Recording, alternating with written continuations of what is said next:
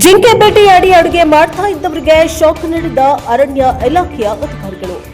ಜಿಂಕೆಯನ್ನ ಬೇಟೆಯಾಡಿ ಅದರ ಮಾಂಸವನ್ನ ಬೇಯಿಸಿ ಅಡುಗೆ ಮಾಡ್ತಾ ಇದ್ದ ಮನೆಯೊಂದರ ಮೇಲೆ ಖಚಿತ ಮಾಹಿತಿ ಮೇರೆಗೆ ಧಾರವಾಡದ ಅರಣ್ಯಾಧಿಕಾರಿಗಳು ದಾಳಿ ನಡೆಸಿ ಇಬ್ಬರು ಆರೋಪಿತರನ್ನ ಬಂಧಿಸುವಲ್ಲಿ ಯಶಸ್ವಿಯಾಗಿದ್ದಾರೆ.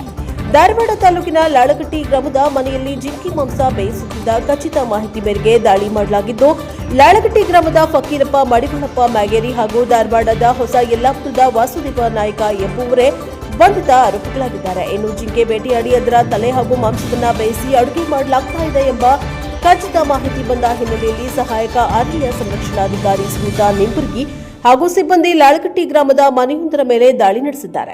ಈ ವೇಳೆ ಜಿಂಕೆ ಮಾಂಸ ಬೇಯಿಸುತ್ತಿದ್ದು ಗೊತ್ತಾಗಿದೆ. ಈ ಮಾಂಸದ ಸಮೇತ ಅರಣ್ಯಾಧಿಕಾರಿಗಳು ಆ ಮನೆಯಲ್ಲಿದ್ದ ನಾಡ ಬಂದೂಕು, ಸಿಡಿಬಂದು, ಪಟಾಕಿ, ಸೀಸಾ ಹಾಗೂ ಗನ್ ಪೌಡರ್ ಕೂಡ ಜಪ್ತಿ ಮಾಡಿದ್ದಾರೆ. ಅಲ್ಲದೆ ಜಿಂಕೆ ಮಾಂಸವನ್ನ ಬೇಯಿಸಿ ಅಡುಗೆ ಮಾಡ್ತಾ ಇದ್ದ ಇಬ್ಬರು ಆರೋಪಿತರು ಸೇರಿದಂತೆ ಒಂದು ಬೈಕ್ ಅನ್ನ ವಶಪಟ್ಟಿಗೆ ಪಡೆದಿದ್ದಾರೆ.